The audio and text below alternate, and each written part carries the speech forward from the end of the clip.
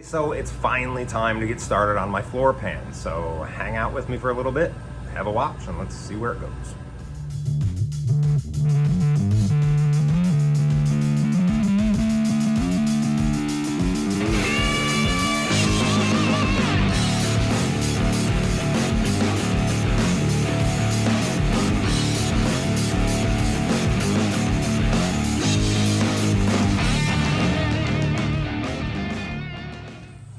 Okay, so the goal right now is to get this inner sill the rest of the way off, because I have my floor pans, they're two-piece floor pans, and my outer sill looks really good. I want to keep the outer sill, and I want to keep the outer sill in place because my gaps are good, it's all original, that's what I'd like to stick with. So I got to pull this guy out, I got to get the inner strengthener out. Then I can see for certain if the inside of the outer sill is good, because from what I can see, it looks good, and I'd prefer to do it that way. So today, right now, it's just trying to get this thing out with as little work as possible and see if we can salvage that outer sill.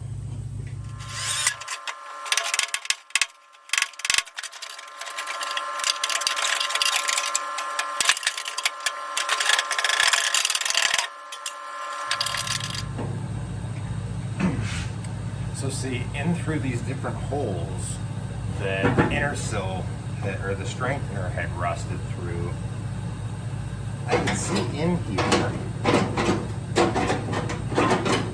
and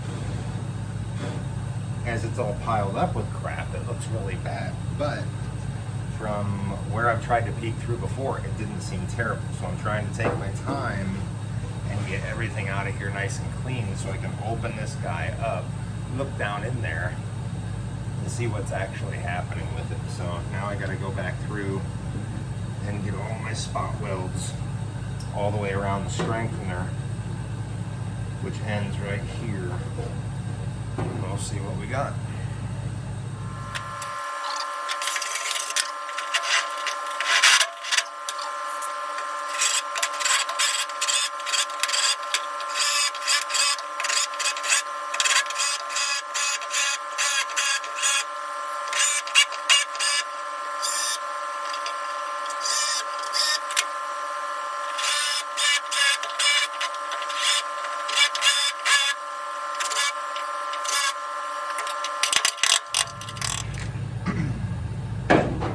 So you can see, I'm just using a wood chisel because A, you can keep regrinding the thing, it's plenty hard, but with the angle on the front of it, I can keep the flat back up against what I'm trying to save and have the angled part facing towards the scrap side.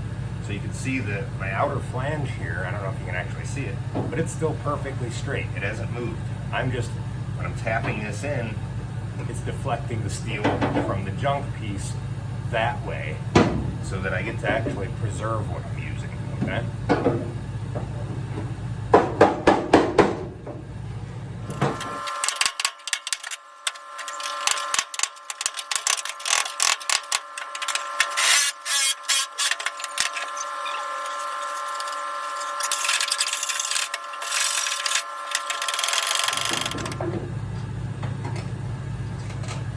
Seems like seam sealing. The way it's looking, I think, yeah, I think it's completely salvageable. So then I can go ahead, cut out my floors as needed, and work from the the inside out without touching any of this. Because this is all, besides, I got a little pinhole right here, and I got one right where the bonnet sits down on top of. And other than that, I think it's definitely worth saving. Which is good, because then I don't have to get into messing with door gaps with removing this, and I really wasn't looking forward to that. And then the trans tunnel is fine. I just realized that on my floor pans, these must be like an old style. It's a two-piece style. But now normally on the floor pans you have the extended front that goes up under the firewall. Well, that part of my floor is one of the few parts that were okay, and I was worried about having to get up inside of the where the motor mount actually, or not the motor mount, the body mount mounts to, because there's no good way of trying to get that piece out without just like butchering the frame at the same time. And like I said, I did mine backwards. I did frame first to make sure that everything was worth salvaging, right? So now I get to leave the hard parts alone and just come in here and hook the pans up as is. So that's good news. That's real good news. That's break time news.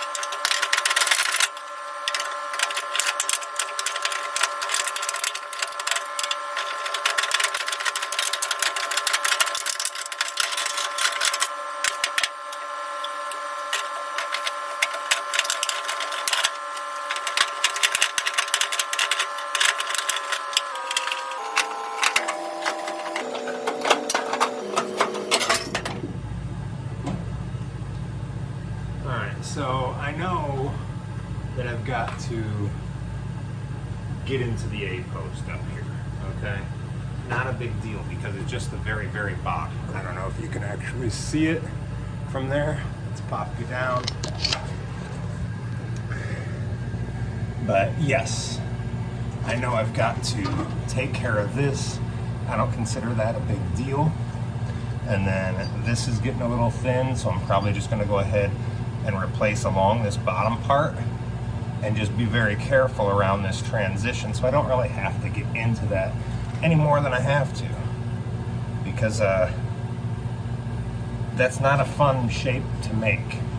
I mean, I guess if I went all the way up, I could do it where it's like a flat, a triangle, and then just match everything up, but that's a lot of extra work to where, yes, I know I gotta fill this in, not a biggie.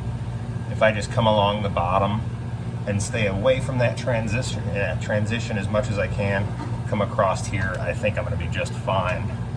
The rest of the A post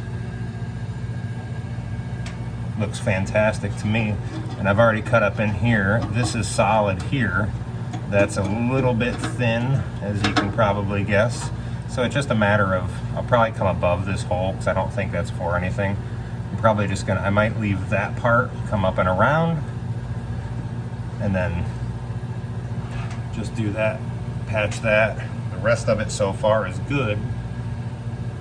And if you were wondering why I was cutting the floors out with tin snips, my wife was in the in the other section of the garage on the phone trying to book something for the kids, so I couldn't bring the grinder out. Okay, so just one more quick thing, and maybe a question for the dozen people that watch my actual car videos. Here you can see I've got the front part of the pan just in there temporarily right now, okay? And so I guess the big question is, this is formed where it's got this little curve right here that comes out that meets up the original part. So I guess my question, what I'm gonna contemplate or see if anybody chimes in on, do I try to straighten that and get it right up against the original part?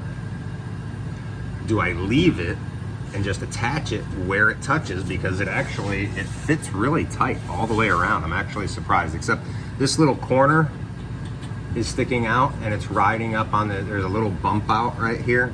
That's why it's not sitting down here, but the rest of it is sitting in really tight. So that's just a little bit of a massage, and that'll go ahead and go down into place. But my concern is that if I just trim it where it's at and weld it, you know, that's not leaving a lot right here when all of that is still pretty solid around there. Do I leave the original portion, attach it, treat both sides of the pan and the original, we'll just say tunnel area, and do I try and get that to come up to it to double up, and then weld it again, say down here somewhere where I'm gonna have, say, an inch or inch and a half of material where I've got doubled up.